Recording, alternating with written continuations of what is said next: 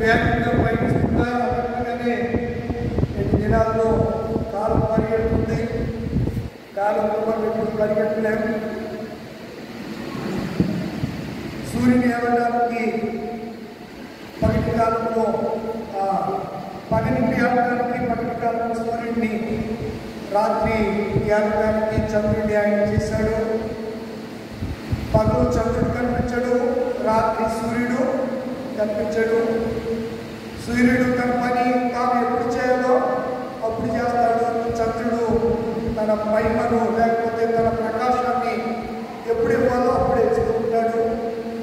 అందుచేతనే కీర్తనకారుడు దావీదు గారు 19 కీర్తన అంటాడు, అంతరిక్షములు దేవుని మహిమను ప్రచురం చేయించినవి, పగటికి పగలు బోధ చేయించున్నవి. బోధనగా ఉపదేశం, బోధనగా ఉపదేశం, గుడ్ మెసేజ్. కనుక పిల్లలు దేవుని పిల్లలాగా మంచి వర్తమానం, మంచి శుభవార్త దేవుడు మనకి అందిస్తూ ఉన్నాడు. అందుకుంటున్నట్టు మనము, వింటున్నట్టు మనము ఉపదేశాన్ని ఎలా పట్టుకోవాలన్నాడు పౌలు గారు చెప్పాలి. మనము ఇప్పటికీ 3 వారాలు నుంచి అనుకుంటాం. మేబీ 3 వారాలు వచ్చేదా ఇదే పత్రికను ఎన్నిసార్లు చదవాలో, ఎంతమంది చదవాలో మీ ఇష్టం. అదే పత్రిక మీకైనా ఉండాలి. చెప్పరండి నాకైనా ఉండాలి. పెద్ద అన్నాడు, 100 కొట్టు కింద ఏంటది రాబోతు ఒక గాలి వల్ల ఏమైందంట చెప్పండిలా తెలీదా మీకు? అలా మనం ఆలోచన చేసినప్పుడు చెప్పడం నా ధర్మము, నా విధి. మీరు వెళ్ళలేదనుకోండి, దైవ సేవకుని మాట దేవుని మాటగా పాటించి మీరు వాక్యం చదవలేదనుకోండి, మీకేం అర్థం కాదు. చదవాలంటున్నారా? వాక్యం చదవాలి. ఇప్పటికి 8 నెలల నుంచి 8 వారాల నుంచి చూస్తున్నాం. క్రితంలో 8వ ఆదివారం, 10 ఈ 11 ఆదివారం వచ్చేవారం కొరింథీయులకు రాసిన 2వ పత్రికకి వెళ్ళారు. అవునా? మీరు ఆలోచించండి. నేను కొరింథీ అంటే ఏమో చెప్పాను, హీనపరచబడిన వారు. కొరింథీ అనే పదానికి మీనింగ్ ఏం చెప్పాను? హీనపరచబడిన వారు. ఎన్ని అధ్యాయాలు ఉన్నాయి? 16 అధ్యాయాలు. ఎన్ని వచనాలు ఉన్నాయి? 437 వచనాలు. క్రీస్తు శకము 56లో పౌలు గారు ఎక్కడి నుంచి రాశాడని చెప్పాను? ఎఫెసు నుంచి రాశాడు. రిఫరెన్స్ గురించి ఇచ్చాడు మీకు. అపోస్తలుల కార్యగ్రంథము 18వ అధ్యాయంలో ఎన్ని నుండి రాశాడు ఈ పత్రిక? సంవత్సరం మీద 6 మాసాలంటే 18 నెలలు ఆయన ఎక్కడున్నాడు? కొరింథీలో ఉండి కొరింథీలో ఉన్నటువంటి సంఘానికి ఉత్తరం రాస్తూ వచ్చాడు. పోయిన ఆదివారం కొన్ని విషయాలు జ్ఞాపకం చేసుకున్నాం. రిమెంబర్ అంటే జ్ఞాపకం చేసుకోవడం, జ్ఞప్తికి తెచ్చుకోవడం. అలా ప్రతిదానికి జ్ఞాపకం చేస్తే ఈరోజు చెప్పే అంశం వెనకబడిపోతూ ఉంటారు. అందుకే మీరు ఏం చేయాలంటే ఇంటి దగ్గరికి వెళ్ళిన తర్వాత చదవాలి. సేవకుడు చెప్పిన మాటలు అలా ఉన్నదో లేదో అని మరలా బైబిల్ గ్రంథం తీసి చదవాలి. తెసలోనిక సంఘస్థులు, బెరయ సంఘస్థులు ఏం చేసేవారంట? మీకు లేక ఇంటికి వెళ్ళిన తర్వాత చక్కగా బైబిల్ తీసి శ్రద్ధగా కూర్చుని చదివారంట కదా. మీరు చదువుతారు కదా, అందుకని మీకు లేక అన్నారు. మీకు లేక వాళ్ళు ఏం చేసేవారంట? చదువుతూ ఆ సేవకుడు ఎలాంటి వాడు? పరిసయ్యుడు, గొప్ప మేధావి, జ్ఞానం కలిగిన వాడు, మంచి ఫిలాసఫరు, మంచి వేదాంతం ఇచ్చిన అభ్యసించిన వాడు, సంఘాలు ఎలా ఉండాలో దిశనిర్దేశం చేసిన వాడు, గొప్ప పండితుడు, బాగా చదవని అపోస్తులైన పౌలయ్య గారు సౌలుగా ఉన్నప్పుడు ఆయన ఎవరు? పరిసయ్యుడు. ఆయన ఎవరు? పరిసయ్య తెగకు చెందినవాడు. బెన్యామీను గోత్రికుడు. అతడు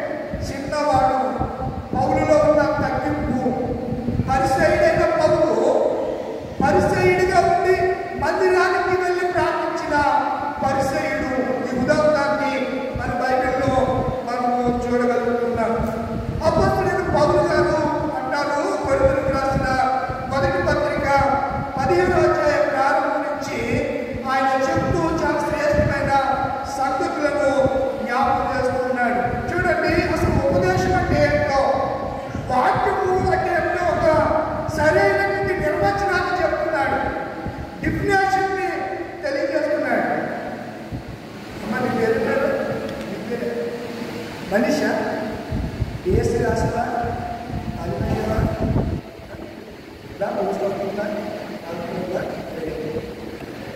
ఎందుకు ఈ విషయం చెప్పానంటే ఉపదేశం అంటే మనము ఏదైతే వింటున్నామో దాన్ని గట్టిగా పట్టుకుంటేనే ఏదైనా చేయగలం. గట్టిగా పట్టుకోకపోతే ఏది చేయలేము. అది మన హృదయంలో ఉండాలి. ఏంటది మాట మన హృదయంలో ఉండాలి. ఇలా చెప్తారు, ఇలా చేయమన్నారు, ఇలా మనం చేయాలా. స్కూల్లో మాస్టర్ గారు చెప్పినటువంటి పాఠాలు ఆయన ఎలా చదువుతున్నాడో అలా చదివితేనే 100కి 90 మార్కులైనా సాధించగలం, లేదా తెచ్చుకోగలం. ఆయన చెప్పే విధానంలో నువ్వు చేయకుండా ఆయన ఒకటి చెప్తే నువ్వు ఒకటి చేస్తే గురుకులకు ఎదురు నడిస్తే గుళ్ళు ఏం చేస్తాయి? చెప్పినట్టుగా కాళ్ళు పుచ్చుకుంటాయి. అప్పుడు శరీరం అంతా బలహీనమైపోతాడు. అందులోనూ ఏ ముళ్ళు పుచ్చుకుంటే మరీ ప్రమాదం. ఏ ముళ్ళు పుచ్చుకున్నా దానికి ప్రమాదం కాదు, కానీ ఈత ముళ్ళు తెలుసు కదా, ఏ చెట్లు ఆ ఈత ముళ్ళు పుచ్చుకుంటే పుచ్చుకున్న చోట నుంచి అది పైకి పయనిస్తూ ఉంటారు. పైకి పుచ్చుకున్న చోటనే ఈత ముళ్ళు ఉండదు, అది నడక ప్రారంభిస్తుంది బాడీలో. కింద నుంచి పై దాకా ఎక్కడనేది మర్చిపోవడానికి అవకాశం ఉంది. కొన్నిసార్లు బాడీలోనే ఈత ముళ్ళు ఉండిపోయే పరిస్థితులు ఉంటాయి. అలాంటప్పుడు ఏ సిజీరియన్లో లేకపోతే సర్జరీ చేస్తేనే తప్ప దానికి బాడీలో నుంచి బయటికి తీసుకుని రాలేకపోయినారా. కనుక పులుకోలకు ఎదురు మనకు ఎప్పుడు కూడా నడవకూడదు అనే సంగతి పౌలు ద్వారా మనం గ్రహించగలుగుతున్నాం. ఒకప్పుడు పౌలు అలాంటి వాడే. ఇప్పుడు అంటాడు పౌలు కొరింథీయులకు రాసినటువంటి మొదటి పత్రిక 15వ అధ్యాయం 1వ వచనం ప్రారంభం నుంచి 10 వచనాలు ఉన్న సంగతులను నేను మీకు జ్ఞాపకం చేయ ఇష్టపడుతూ ఉన్నాను. చూడండి, చదవండి. మైకు తీసుకున్నారు, మైకులో చక్కగా గట్టిగా చదవండి. ప్రియ సహోదరులారా, నేను మీకు ప్రకటించిన సువార్తను నేను మీకు తెలియజేస్తున్నాను. మీరు ఆ సువార్తను అంగీకరించింది, దానిలోనే మీరు నిలిచి ఉన్నారు. నేను చెప్పినటువంటి ఉపదేశము సువార్త వ్యర్థమైతేనే కానీ ఏ ఉపదేశ రూపముగా నేను మీకు ఉపదేశము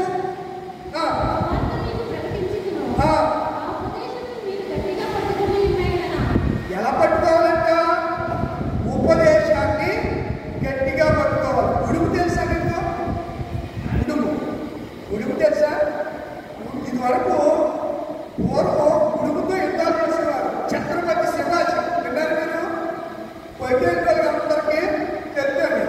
ఇక్కడ ట్రైన్ ఎక్కితే లింక్ ఉంది కదా, లింకు ఎక్స్ప్రెస్ ఎక్కితే అక్కడ ఛత్రపతి శివాజీ టెర్మినల్ అంటే రైల్వే స్టేషన్లో దిగుతారు. ఆ ఛత్రపతి శివాజీ బాంబే నేలాడు. ఆయన యుద్ధాలు చేసేటప్పుడు ఏదైనా ఎత్తైన వాడుంటే ఉడుపుకి తాడు కట్టి ఆ ఉడుపుని పైకి సిద్ధి అది అలాగే బల్లి ఉంటుంది కదా, అది అలాగే బాడు పట్టుకుని ఎలా ఉంటుందో ఉడుపు అలా పట్టుకుంటే ఎంతమంది లాగినది ఊడుతారు. అప్పుడు ఆ తాడుతో ఆ కోపు మీద ఈజీగా పైకెక్కి యుద్ధాలు చేసేవారు. ఆ యుద్ధ తంత్రాన్ని భారతదేశంలో ఛత్రపతి శివాజీ ఏం పేరు? శివాజీ. మహారాష్ట్ర ప్రస్తుతం దాన్ని ఏమంటారు? మహారాష్ట్ర. దాని క్యాపిటల్ బొంబాయి కాదు, ముంబై. పేరు మారింది. ఒకప్పుడు బొంబాయి అనేవారు, కానీ ఇప్పుడు ఏమంటున్నారు? ముంబై అంటున్నారు. అలా ఆ రాష్ట్రాన్ని, ఆ ప్రాంతాన్ని పరిపాలించిన ఆ శివాజీ గట్టిగా ఉండడానికి ఉడుపు ఉపయోగించేవాడు. ఇప్పుడు పౌలే పట్టాడంటే ఒక చక్కని ఎక్స్ప్లెనేషన్ ఇస్తున్నాడు, చక్కని ఉదాహరణ చెప్తున్నాడు. సువార్త మీరు ఎలా పట్టుకోవాలి? ఏంటి సువార్త అంటే ఏమైంది? వాక్యమైంది. వాక్యాన్ని మీరు ఎలా పట్టుకోవాలి? ఎలా పట్టుకోవాలి? ఇలా గట్టిగా పట్టుకోవాలి. గట్టిగా పట్టుకోవాలి. గట్టిగా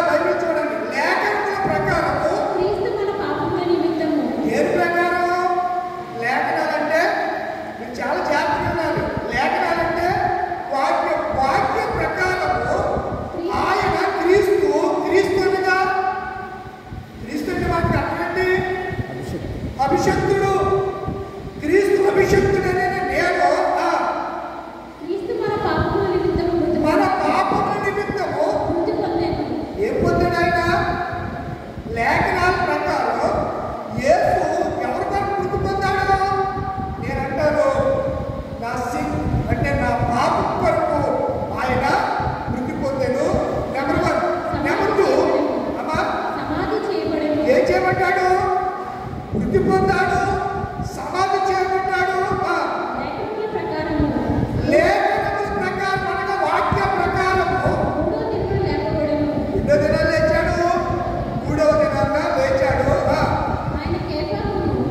ఆయన లేచినట్టు ఆయన ఎవరికి కనబడకుండా అదృశ్యం అవ్వలేదంట. కేపాను, కేపా అంటే ఎవరు?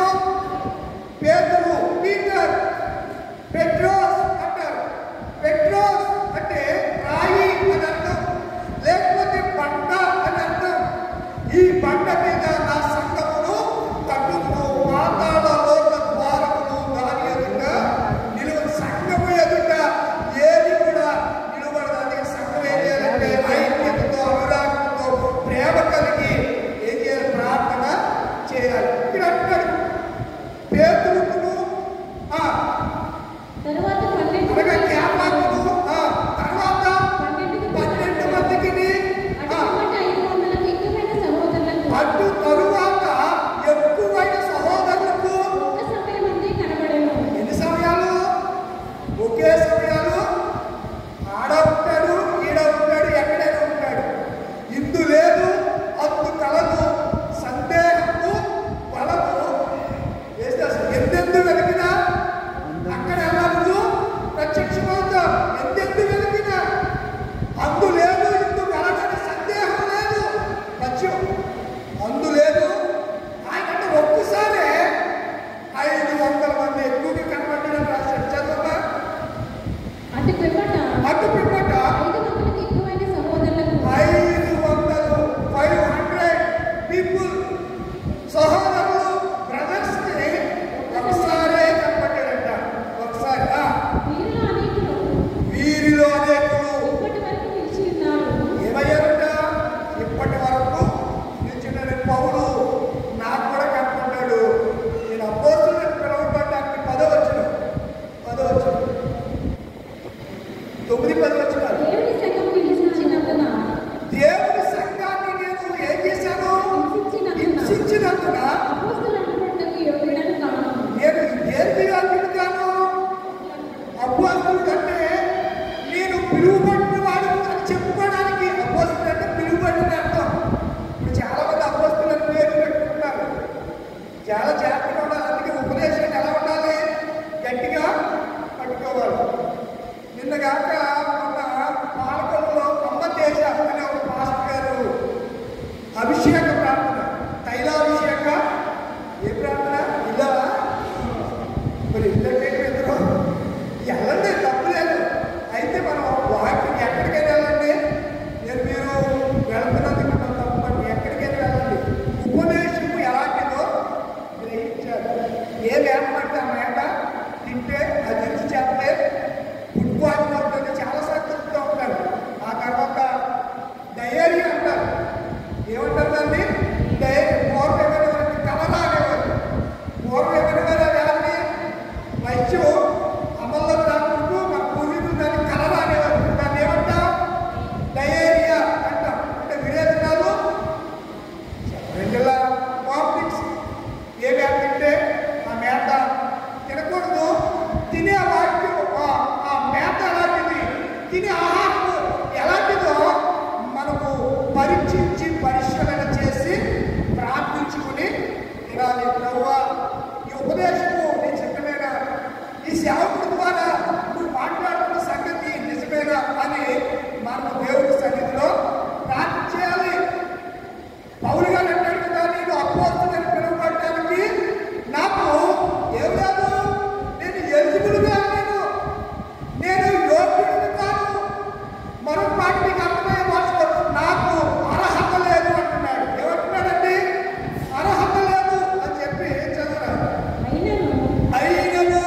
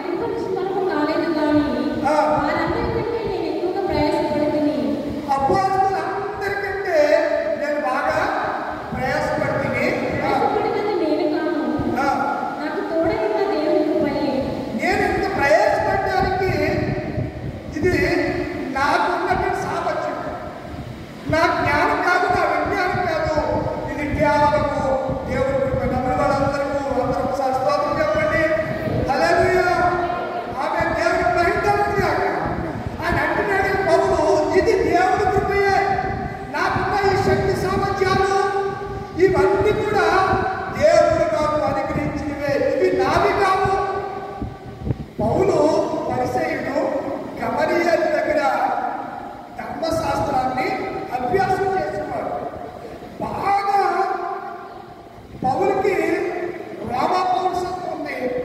రోమనుల యొక్క పౌరుషాన్ని చూడాలంటే మనం ఎవరిలో చూడగలం? పౌలులో చూడగలం. యూదా యొక్క పట్టనిష్ట చూడాలంటే ఎవరిలో చూడగలం?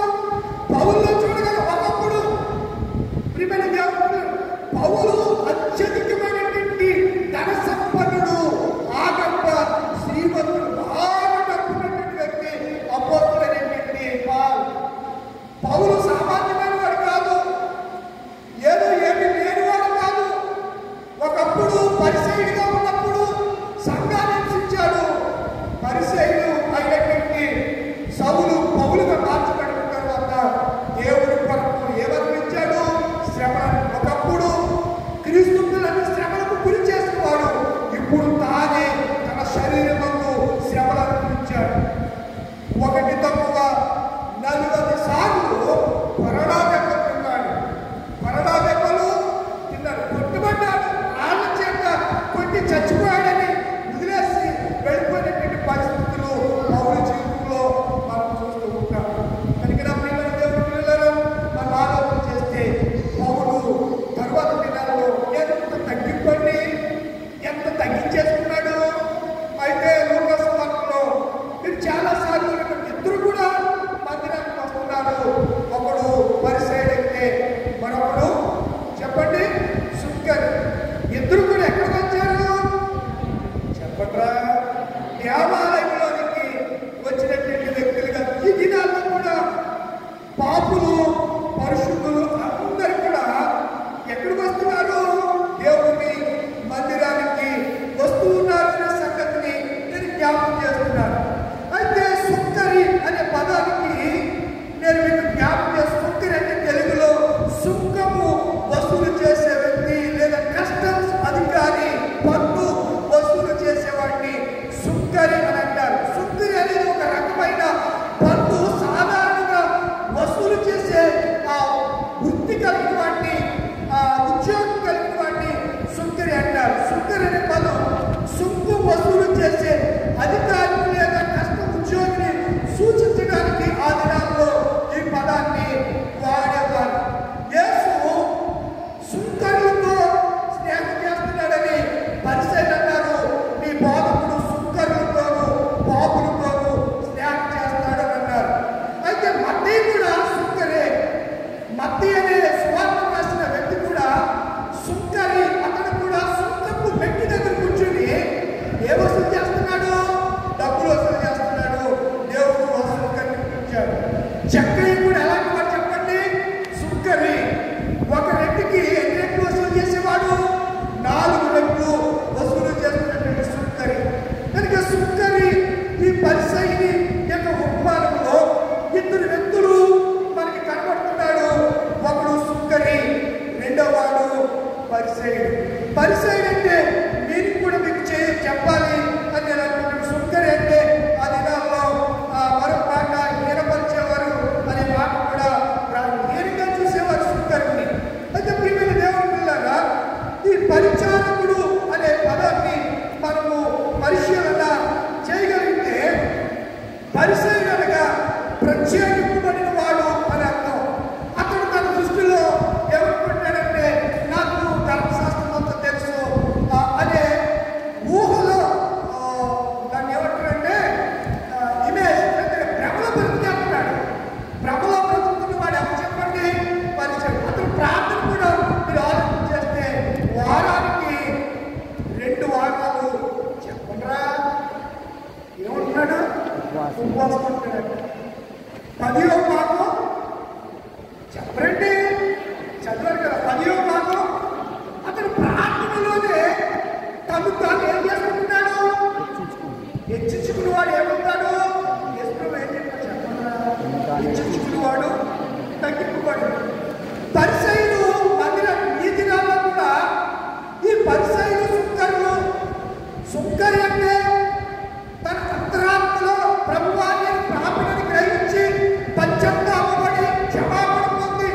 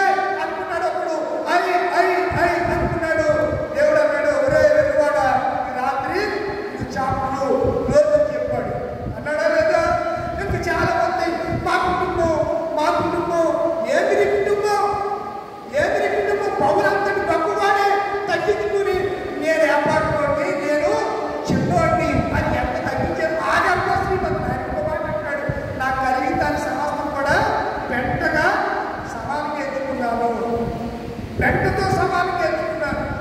నాకు యేసు కంటే ఎవరు ముఖ్యమో కాదు అని చెప్పి తొలి దినాల్లో కుటుంబం అంతా పౌలు గారు విడిచిపెట్టేసింది. తర్వాత వాళ్ళ కుటుంబం అంతా యేసుని తెలుసుకున్న తర్వాత పౌలు గారిని దగ్గరికి తీసుకున్నారు. అది హిస్టరీ. కనుక నా పిల్లలు దేవుని పిల్లలను అందుకొరకే పౌలు జీవితాన్ని ఒకప్పుడు పరిసైగా ఉన్న పౌలు జీవితం పరిసై నుంచి క్రీస్తుని అంగీకరించిన తర్వాత పౌలు జీవితాన్ని మనం పరిశీలన చేయవలసిన వారిపై ఉన్నాము. అపోస్తలుల కార్యగ్రంథము 23వ అధ్యాయము 6వ వచనంలో పరిసయ్యుల తెగకు చెందిన వాడను అని చెప్పి సాక్షాత్తు పౌలు గారే పలికినటువంటి వృత్తాంతం బైబిల్లో మనము చూడగలుగుతున్నాం. కనుక ప్రియమైన దేవుని పిల్లారా, సుంకరి పరిసయ్యుడు. మీకు ఒక మాట చెప్పిన ఈ యొక్క పరిసయ్యుడు హబక్కు గ్రంథంలో పరిసయ్యుడి గురించి చక్కని మాట రాయబడింది. హబక్కు గ్రంథము 2వ అధ్యాయము 4వ వచనం. హబక్కు గ్రంథం ఇప్పుడు దీంట్లోకి తరగతులు అయిపోతారు, తమ చేసేయాలి. వెరీ గుడ్, బాగా చేశారు. వారు యథార్థ హృదయులు కాక అమ్మా యథార్థత లేని వాడు ఎవడంటే పరిసయ్యుడు. వాడికి అతిశయం ఎందుకుందంటే యథార్థత లేదు. యథార్థవంతులు దేవుడు ఏం చేస్తారు? సంతోష పెడతారు. వాడిలో యథార్థత లేదు. అయితే యేసు నా పాపములు క్షమించగలనని విశ్వాసించినటువంటి సుంకరి నీతిమంతుడిగా తీర్చబడ్డానికి కారణం అతను ఏం లేదు, గర్వం లేదు. అతడు నిజమైన యథార్థత కలిగి దేవుడి సన్నిధిలో ప్రార్థించాడు. ఇందాక మనం పాడాం కదా, ప్రార్థన వినేది పాడండి.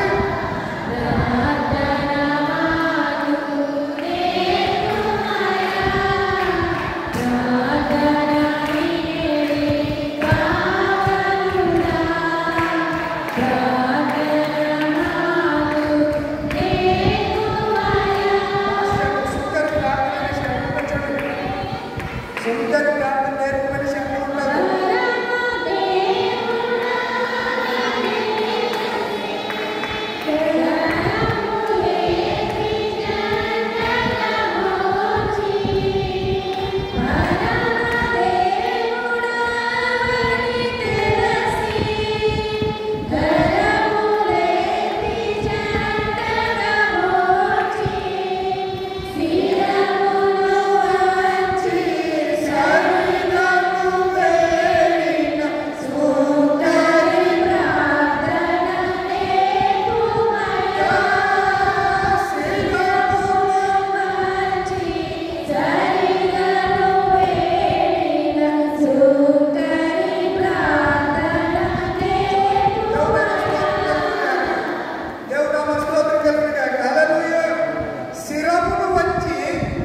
సరిగను చేసిన సుంకరి ప్రార్థన మనము చేయాలి.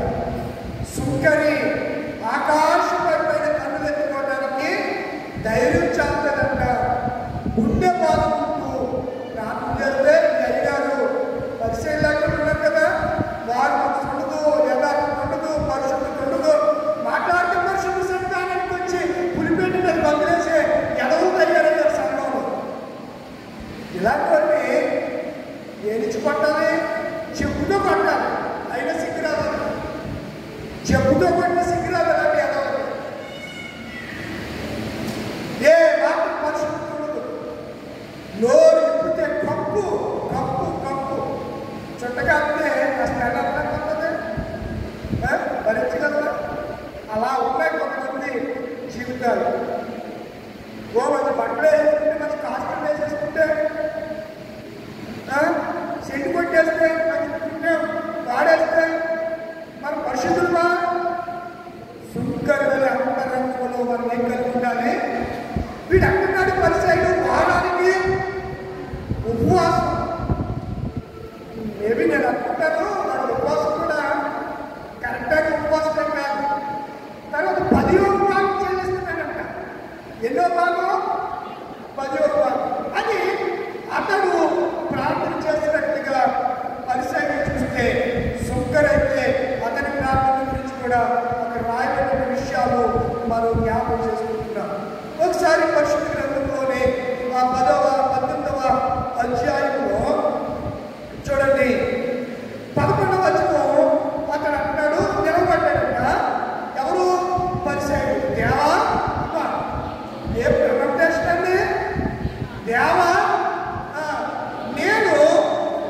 చోరులను, చోరులంటే చోరు. హైదరాబాద్లో చోరు బజార్ ఒకటి ఉంది. ఏం బజారు? చోరు బజార్. అంటే దొంగతనం చేసి అన్ని కూడా అక్కడ అమ్ముతారు. మీరు యాపిల్ ఫోను i16 ఉందనుకోండి, ఆ ఫోన్ అక్కడ దర్శనిస్తారు. ఆ 70,000 కొన్నాడు అక్కడ 17,000 20,000 ఇచ్చేస్తాడు. అక్కడ చోరు బజార్ అంటారు. అమ్మా మీకు తెలుసు కదా హైదరాబాద్. ఏం బజార్ అది? చోరు బజార్. కొత్త కొత్త చెప్పులు కూడా దొరుకుతాయి అక్కడ. ఇన్స్టాల్ అనే బ్రాండ్ కొత్త కూడా అక్కడ దొరుకుతాయి. క్రాఫ్ట్ చెప్పులు దొరుకుతాయి. ప్రతిదీ కూడా ఆపరేటే. దాన్ని ఏమంటారంటే చోర్ బజార్. అంటే దొంగతనం చేసేవి అంటే బజారు. చాలా మంది అవి కొంటారని మీకు తెలుసో తెలీదు. అక్కడికి వెళ్ళి ఖాళీ ఉండదంట బజారు, ఆ చోర్ బజార్. రిపేర్ దేవుడు ఇప్పుడు అంటున్నాడు కదా, చోరులు అంటే నేను దొంగల వలే, అన్యాయస్తుల వలే, ఇంకో మాట్లాడాలి, వ్యభిచారుల వలే, నాలుగో మాట ఏమంటున్నాడు, ఇతర మనుషుల వల్లే అయినను.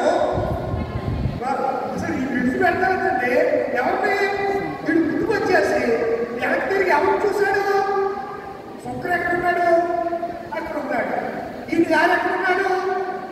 మరి అదిగో అక్కడ ఉన్నాడు కదా, ఉన్నత పని కుటుంబం కదా, పరిసేడు కదా, ఎక్కడికి వచ్చేసాడు? ఆయనేమో అక్కడ నిలబడి ముందుబాటు ఉంటే వీడి ఇక్కడికి వచ్చి ఈ ఎంత చూస్తూ ఈ శుక్ర వల్ల ఎవరితో చెప్తున్నాడు మాట? ఏ సైతో చెప్తున్నాడు.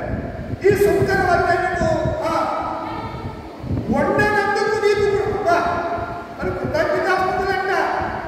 ఈ ప్రాంతంలో కూడా ఎవరు మనం చెల్లిస్తామో లేదో తెలియదు, కానీ వేషకారులు, పరిసయ్యులు కృతజ్ఞతాస్తులు చెల్లిస్తారు. ఎవరు కనబడాలని? మనుషులకు కనబడాలని కృతజ్ఞతాస్తులు చెప్తారు. వారములకు 2 మార్లు అంటున్నాడు. సంపాదన అంతటిలో ఎందుకులో ఈ సంపాదన ఇచ్చి మనం జ్ఞాపకం చేస్తాను. ఏది కొనుక్కోవాలి? జ్ఞానమును కొనుక్కోబట్టే. మీరు అంటారు కదా, సంపాదన అంతటిలో ఎన్నో భాగం ఇస్తున్నా? 10వ భాగం ఇస్తున్నాను, 10వ వంతు అని తనలో తాను ప్రార్థించుచుండెను. ఈ మాట, ఈ ప్రార్థన ఎవరికి, ఎవరు చూస్తున్నారు, ఎవరు వింటున్నారు? చెప్పరా? ఏసే అంటాడు అందరి ప్రార్థనలో ఉంటాడు. ఎవరికి ఇచ్చే ఫలాన్ని అయినా వర్తిస్తాడు. శుక్రే నీతిమంతుడిగా విని శుక్రుని నీతిమంతుడిగా తెలిస్తే పరిసయ్యుణ్ణి ఏమన్నాడు? నువ్వు డబ్బాలు పట్టుకునేవాడు అని చెప్పి అతన్ని గద్దించినట్టుగా పరిశుద్ధ గ్రంథంలో మనము చూడగలుగుతున్నాం. అది చెప్పనే అక్కడ రాయబడినటువంటి మాట మనం జ్ఞాపకం చేసుకుంటే 14వ వచనంలో అతనికంటే నీతిమంతుడిగా ఇతడు నీతిమంతుడిగా తీర్చబడి తన ఇంటికి వెళ్ళిన మీతో చెప్పుచున్నాను, తనను తాను హెచ్చించుకునేవాడు. అందుచేత మన మందిరానికి వచ్చేటప్పుడు మనం ప్రార్థన చేయాలి. మనం ఎలా ఉండాలో ప్రసంగి గ్రంథం 5వ అధ్యాయంలో ప్రసంగిగా చెప్తున్నారు. తెలియని మాటలు చదువు. 5వ అధ్యాయం మాత్రమే వచ్చినాం. నీవు తీయలేదా? చేస్తారా? కరెంట్ షాక్ కొట్టినట్టు కొట్టాలి, వెంటనే తీర్చలేదు. అని అంత స్పీడ్గా ఉండాలి. నీవు దేవుని మందిరానికి దేవాలయంలోకి వచ్చినప్పుడు ఎలా ఉండాలి?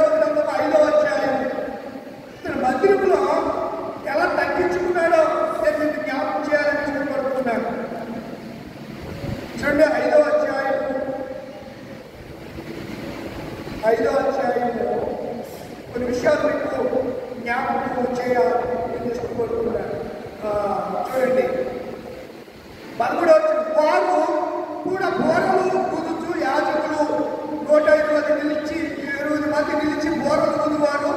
ఆ పాటలు ఇవన్నీ చూస్తే యెహోవా నిరంతరముని స్తోత్రం. అప్పుడు ఒక మేఘము మందిరాన్ని నిండుకుంది. చూడండి 13వ వచనానికి 13వ వరకు వచ్చేసరికి చూడండి ఆ 13వ వచనము అన్ని చదువుకు టైం లేదు కదా అందరి ఎదుట మోకాళ్ళుని చేతులు ఆకాశము వైపు చాపి సొలొమోను ఇంట్లో ప్రార్థన చేసి అందరి ఎదుట ఎవరు రాజుగారండి. ఏ రాజుగారు? గొప్ప జ్ఞానవంతుడైన రాజు. ఆయన పేరు ఏమంటా? King salmon. సొలొమోను దావీదు కుమారుడు సొలొమోను అంట మోకరించి ప్రార్థన చేసేది అనే మాట మనం అక్కడ చదువుకున్నాం. ఎక్కడ చేశాడు చెప్పండిరా. సుక్కరి పరిచయం ఎక్కడ చేస్తున్నాడు ప్రార్థన?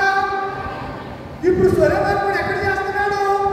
దేవుని మందిరములో మోకరించి ప్రార్థన చేస్తున్నాడు. మన ఆరాధనలో 2 టైమ్స్ మనం ఏం చేయాలి? మోకరించాలి. బాప్టిస్టులు సాష్టాంగ పడతారు. సాష్టాంగ నమస్కారం అంటే తెలుసా? చెప్పాలి. సాష్టాంగ నమస్కారం అంటే వారలంగా పడుకుని చేతులు ఇలా పెడతారు. దాన్ని ఏమంటారు అంటే సాష్టాంగం, సర్వస్వం. నేను ఎదురుగా నా కరువును నేను తగ్గించుకుంటున్నానని అర్థం. ఇక్కడ రాజు ఏం చేశాడంట?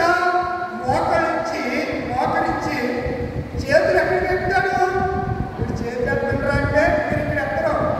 నేను వచ్చిన పక్కలో ఈ కొమ్మరలో ఒక ఆయన ఏదో క్రిస్మస్ టైంలో చుట్టుకోవడం ఏదో పెట్టుకున్నాడు. ఏం పేరు బాబు? ఆయన చుట్టుకోవడం పెట్టుకుంటే మనం కూడా చూస్తే నాకు నేను కూడా వెళ్ళాను. తేజ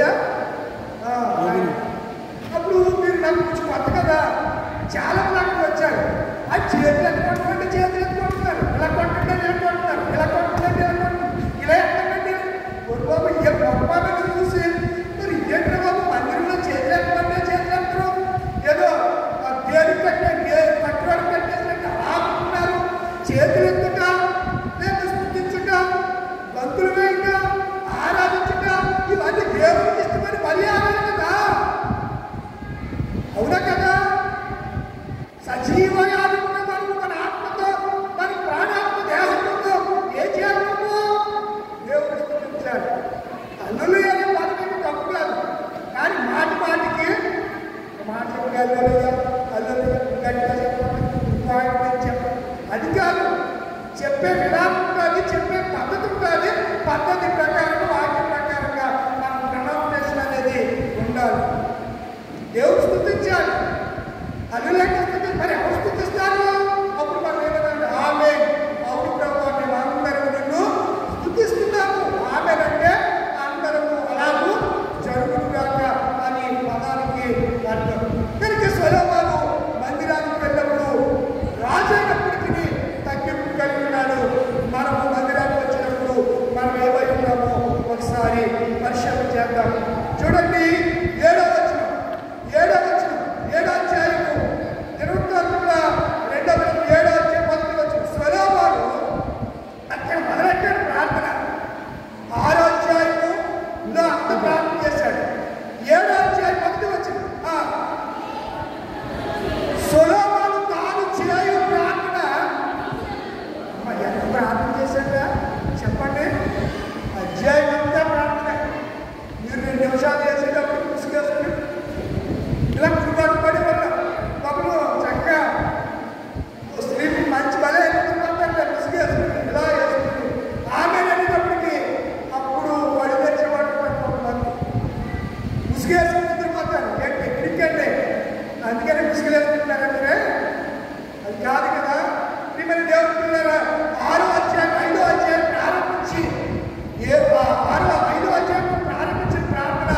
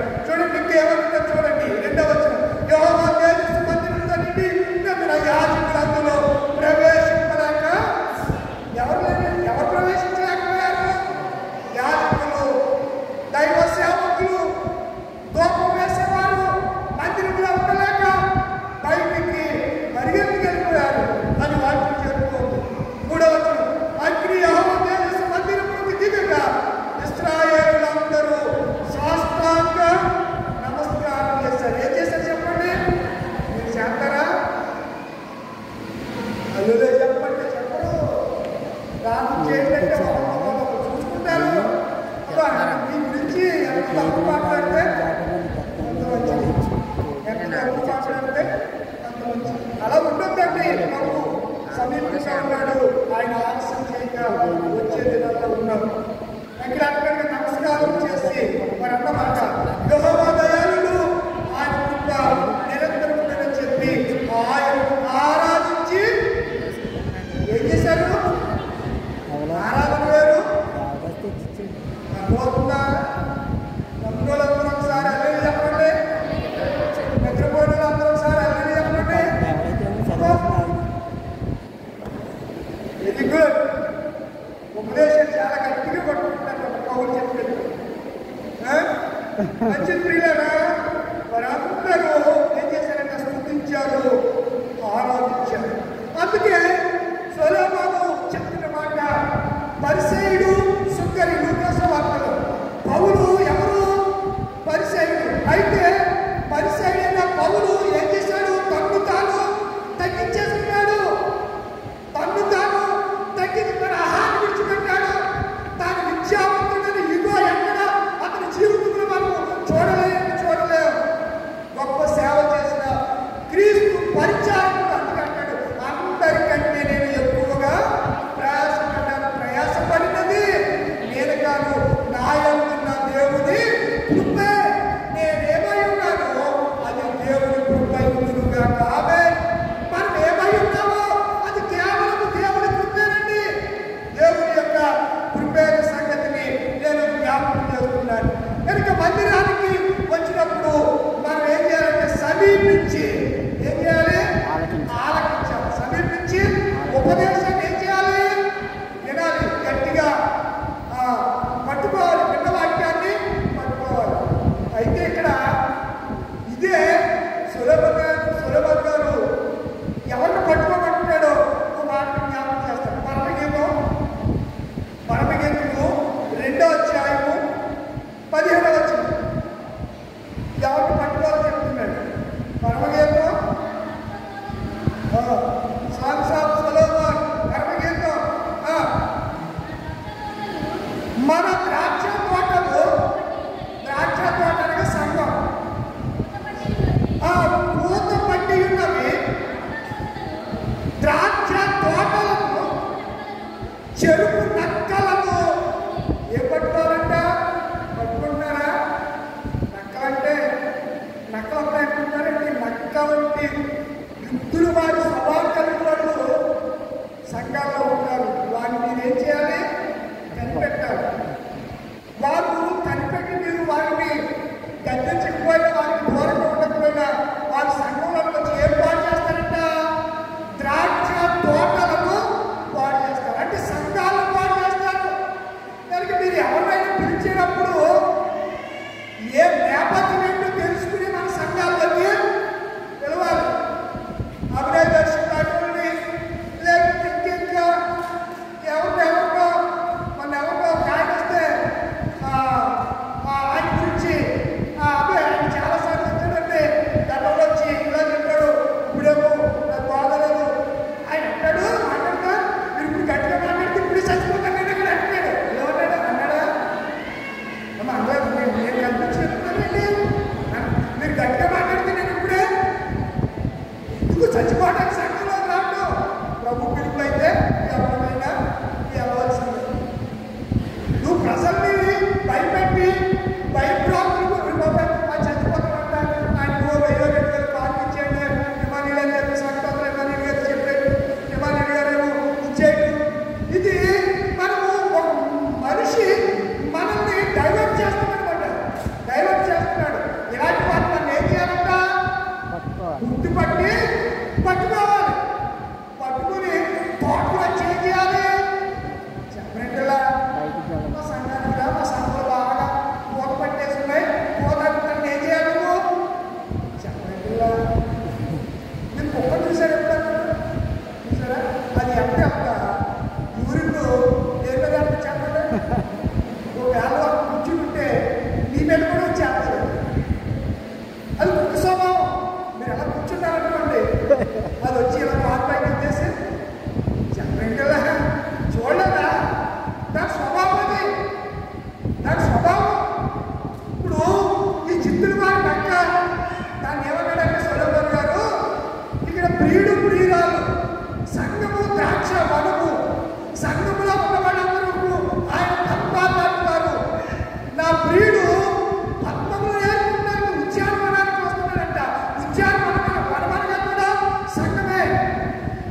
ద్రాక్ష తోటలు ఏం చేసే మూత పట్టున్నాయి.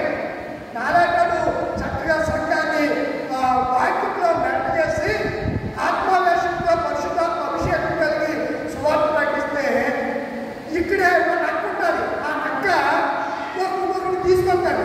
తీసుకొచ్చి ఆడంటాడు బోధంతా సరికాదు అని చెప్పి బోధనంతా ఏం చేస్తుంది? పాడు చేస్తుందంట. బోధ బట్టి ద్రాక్ష తోటల చెరుకు నక్కలను పట్టుకోండి. సహాయం చేసే నక్కలు ఎక్కడుంటాయి చెప్పాలి. సబ్జెక్ట్ అంటే సహాయం చేసే నక్కలు ఎక్కడుంటాయి? అయ్యి సంఘంలో ఉంటాయి, తోటలోనే ఉంటాయి. సహాయం రండి మీకు ఎందుకు ఉంటానంటాడు. ఏమంటాడు పోలీసా? రండి మీకు ఎందుకు ఎవడవుతాడు? మాకు అక్కడ మా కుటుంబం ఎంతమంది ఉంటారు? మిమ్మల్ని ఏదైనా అంటే మా కుటుంబీకులందరూ మీ పక్షాన నిలబడతారు అని చెప్పి తీసుకొచ్చి ఈ గుంట నక్కలకి సహాయం చేసే నక్కలకి గుంట నక్కలకి చేసే నక్కలు ఏమంటారు? సహాయం చేసే గుంట నక్కలు. వాటిని ఏం చేయాలంట? పట్టుకొని నా ప్రియుడు నా వాటి సంగతి ఎవరిది? ప్రియుడు ప్రియుడు మనమంతా ఎవరు వారు? ప్రియుడు వారు కనుక ఇక్కడ ఇంత మాట మాట్లాడుతున్నాడు. పద్మములున్న చోట అతడు మందను మేపుచున్నాడు. చల్లగాలి వీచు వరకు నీడ లేకపో వరకు ఇర్రి వలె లేడి వరకు పంట పీటల మీద త్వరపడి రప్పు అని చెప్పి చక్కగా మాట్లాడుతున్నాడు. కనుక మన ప్రవర్తన ముగింపులోకి వస్తున్నాను. మన ప్రవర్తన ఎలా ఉండాలి? మందిరానికి వచ్చినప్పుడు ఎలా ఉండాలి? సొలొమోను ప్రవర్తన ఎలా ఉంది? చాలా జాగ్రత్తగా ఉంది. సుంకరి ప్రవర్తన ఎలా ఉంది? తగ్గింపు కలిగిన ప్రవర్తన. పౌలు ప్రవర్తన ఎలా ఉంది? తగ్గింపు దీన మనసు కలిగినటువంటి ప్రవర్తన. కనుక నువ్వు మందిరమునకు పోవునప్పుడు నీ ప్రవర్తన విషయంలో, నీ బిడ్డల ప్రవర్తన విషయంలో జాగ్రత్తగా ఉంటూ బలులు అర్పించిన కంటే సమీపించి ఆలకించిన ప్రసంగి 5:1 ఆలకించిన శ్రేష్టము. నీవు వారు తెలియని దుర్మార్గపు పనులు చేయదు. నీవు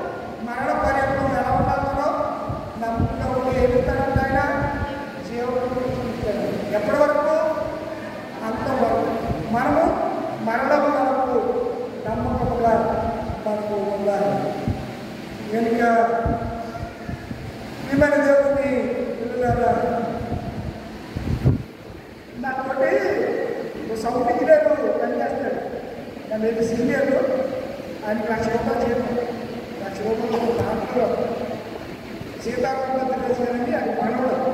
సీతారాం పంతులు గారు దేవాలయం పేరు డిఎన్ఆర్ కాలేజ్ కరస్పాండెంట్, ఎస్ఆర్ గారు ఇంజనీరింగ్ కాలేజ్ డైరెక్టర్ కరస్పాండెంట్ చేశారు. అయితే మీకు చాలాసార్లు చెప్తుంటారు, డబ్బా స్కూల్ ఉంది కదా, అది ఆలోచించారు. ఆయన మన పెదాలు స్పర్శ, మనం ఏం మాట్లాడుతున్నామో ఇమీడియట్గా పేపర్ మీద రాసి చెప్తాడు, ఈ మాట మాట్లాడాలని చెప్తాడు. మనం మాట్లాడుతుంటే ఏం మాట్లాడాలో మనకు తెలిసిపోతుంది. వినపడదు, అస్సలు ఏ మాత్రం వినపడకుండా నువ్వు చెవులోకి బోర్లన్నీ పట్టుకెళ్ళి నువ్వు చేసినా ఏమి తెలియదండి, వినపడదు. అది స్పర్శ, పెదాల యొక్క స్పర్శ, కథలకి బట్టి మనం ఏం మాట్లాడుతున్నాం హెచ్చరించి పేపర్ మీద రాసి చెప్తాడు. చాలా అప్రమేదంగా మనం అనుకోవాలి. ఇంకా నేను పేపర్ మీద రాసి రేపు ఆధారం కదా అన్నాడు. అంటే అర్థండి ఇలాంటి ఇలాంటి అర్థండి నేను అర్థమైంది, నాకు అర్థమైంది, అర్థమైంది అన్నాడు. ఇలాంటి అర్థండి నాకు అర్థం కాలేదు, పేపర్ మీద రాసేసాను. చర్చికి వెళ్తాను కదా, అప్పుడు అన్నా ఇలా ఉంటుంది, ఎస్ సార్ నేను కూడా వచ్చాను అన్నాడు. అంటే నేను కూడా అంటే మాట్లాడదు, అంటే నేను కూడా ప్రార్థన చేసుకుంటున్నాను. దేవుడు ఎంత ఇంపార్టెంట్ మీరు ఆలోచించండి. మాటలో కానీ దేవుడు ఎవరో మనకి వచ్చాడు, ప్రభుని స్మరించలేకపోతున్నాము. ప్రభుని నోటితో చెప్తూ మనసుతో ఎక్కిరించేవాడుగా మనం ఉండకుండా మన ప్రవర్తన విషయంలోనూ మన ప్రార్థన విషయంలోనూ శంకరవరి ఉండాలి. పరిసైనటువంటి సౌలు పౌరుగా మారిన తర్వాత ఎలా తీసుకెళ్ళాడు అలా ఉండాలి. సొలొమోను వలె మందిరానికి వెళ్ళినప్పుడు మన ప్రవర్తన విషయంలో జాగ్రత్తగా ఉండాలి. అతిశయపడకండి, దేవుని బట్టి గర్వించకండి. గర్వపడితే గర్విస్తున్న దేవుడికి కుటుంబాన్ని బట్టి కానీ ధనాన్ని బట్టి కానీ నేను రియల్గా చెప్తాను. మా తమ్ముడు సహోదరుడే తలపోయింది నాకు అప్పుడు నాకుడైనా జన్యుడిగా చెప్తున్నాడు. మోటాడు వాడు 6 రోజులు ఉంటాడు, 10 మంది కబడ్డీ ఆడే పరిస్థితి అని చూసి ఎప్పుడు కూడా ఒరే ఎందుకు రాను అలా చెప్పమని అడిగి చెప్పలేకపోయాడు. చాలా బాగా ఇప్పుడు కూడా మా నాన్న చనిపోయి ఆ మూల రాత్రి తెల్లవారు నిద్రపడలేదు. వాటిని చదువుకుని మళ్ళీ కూడా ప్రార్థన చేసుకున్నాను. 4ంటికే మెలకు వచ్చేసింది. ఎప్పుడో మేము మనతాకి చేకూర్చే డాక్టర్ కృష్ణరాజు అనే ఆయన నాకు నేను కాలేజీలో జాయిన్ అయిన తర్వాత హాస్పిటల్తో చనిపోయాడు. ఆయన నాకు కనపడుతున్నాడు. బాబు ఎవరో అన్నాడు నాకు కనపడుతుందండి అని వాళ్ళందరూ జ్ఞాపకం స్పష్టంగా చూస్తున్నా. నేను వెలుగుతుంటే నాకు కనపడుతున్నాడు. మంచి బలమైన ఒక కోరిక అప్పుడు తినేసిపోయినమాట. మిరపకాయ బజ్జీలు పట్టేమన్న శాఖ మిరపకాయ బజ్జీలు తయారంటే నటరాజు థియేటర్ దగ్గర వెంకటేశ్వర టెంపుల్ పక్కన శంకర స్ట్రీట్ అని డిఎన్ఆర్ కాలేజీ రోడ్లోకి వెళ్ళిపోయింది. సుబ్రహ్మణ్య గుడి దగ్గరికి వెళ్ళింది. అక్కడ వాళ్ళు చల్లపురుకులు మిరపకాయ బజ్జీలు ఫేమస్ అంటారు. ఆ బుట్ట అటువంటి ఆ పేపర్లో ఇలా అటువంటి చక్రాలు కాదు, వాళ్ళు మనం తింటే వాడు తింటే మసాలాకి వెళ్ళేది ఆ మంట. ఎలా తిండివాడు తెలిసి కాదు. మా ఊళ్ళో పేట కోళ్ళు ఉంటాయి కదా, కోళ్ళు ఆ రోజుల్లోనే కోడుకుంటే మరి నల్లకోడి కోడి ఇక్కడే తినేసుకోండి. ఈ జ్ఞాపకం చాలా జరుగుతుంది అని చెప్పి మీరు ఆలోచన చేసుకుంటే ఆ పొలం అనుకుంటున్నాం. ఆ పొలము ఇప్పుడు కూడా మా నేపథ్యంలో ఉంది. నేనే చేస్తున్నాను అనమాట. మనకు మనుషులు పెట్టుకుని మనం ఈ మధ్యలో వెళ్ళబోతున్నాం కదా, చేయిస్తున్నాం. చేస్తుంటే మన పట్టు నేను భర్త మడత తక్కువ ఇచ్చాను. ఏమి ఇచ్చాను? నేను భర్త తక్కువ ఇచ్చాను మాట. ఎందుకు ఇచ్చానంటే పండలేదు, జల్లి పండలేదు. మరి అమ్మ చేయడాడో ఎట్లాంటి కనుక్కున్నాడు. పడిన పంట పని చేయాలని ఆయనకి ఇచ్చారు. ఇచ్చారంటే ఊరి వారికి కూడి పెట్టదు అన్నట్టుగా మనం ఏది కూడా మన దాంట్లో మనకు ఇవ్వదే దేవుడు మనకి ఇస్తాడు. ఇలా రాత్రి గడిచిపోయింది. ఉదయం కాగానే మళ్ళా ఫ్రెష్ అయ్యి వాక్యం సిద్ధపడి ఈ మధ్య గ్రామానికి చూపించాడు. నాకు కూడా చాలా ఇబ్బందిగా ఉంది. ఒక ప్రక్క షుగర్ వ్యాధితో ట్రావెల్ చేస్తున్నాను.